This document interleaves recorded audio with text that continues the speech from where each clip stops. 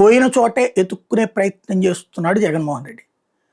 1982లో Telugu Desam party పెడితే 83లో అధికారంలోకి వస్తే ఆ తర్వాత ఇన్ని సంవత్సరాల్లో కూడా తెలుగుదేశం రాయలసీమలో హయ్యెస్ట్ గెయిన్ చేసినటువంటిది ఒక్కసారి అనుకుంటా. అది కూడా 25 రేంజ్లోనే ఉంది.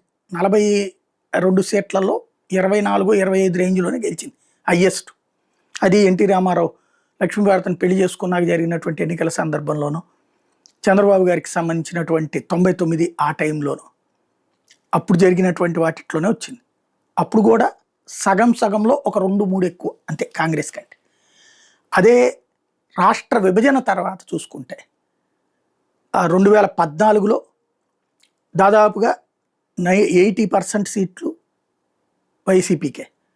అలాగే 2019లో అయితే క్లీన్ స్వీప్ 2-3 సీట్లకే పరిమితమైనటువంటి పరిస్థితి ఇటు తెలుగుదేశం. అట్లాంటిది మొన్న కంప్లీట్ రివర్స్.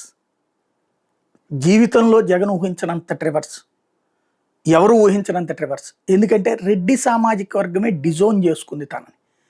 రెడ్డి సామాజిక వర్గమే జగన్కి తమని వదిలేసి బీసీల వెంట పడుతున్న జగన్కి బుద్ధి చెప్పాలని పక్కన పెట్టేసింది. ఫలితం దారుణమైనటువంటి పరాజయం. ఇప్పుడు అలాంటి సందర్భంలో అదే రాయలసీమకి జగన్మోహన్ రెడ్డి వెళ్తున్నాడు.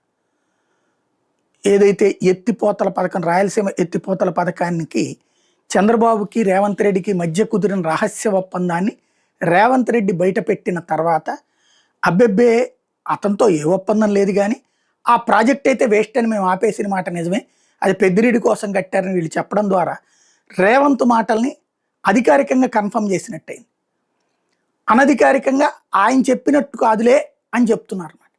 ఇప్పుడు ఒకప్పుడు పోతిరెడ్డిపాడుకి ఇట్లాగే చంద్రబాబు వ్యతిరేకించారు, అలాగే రాయలసీమ ఎత్తిపోతల దగ్గర నుంచి ముచ్చుమరి దాకా అన్ని వ్యతిరేకించినట్టు. ఇప్పుడు అవన్నీ తీసుకొచ్చింది జగన్మోహన్ రెడ్డి, లేకపోతే అంతకుముందు రాజశేఖర రెడ్డి.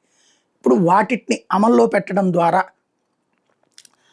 కీలకమైన వాటి మీద పోరాటాన్ని ఇప్పుడు జగన్మోహన్ రెడ్డి తీసుకెళ్తున్నారు. అక్కడికి వెళ్ళబోతున్నారు.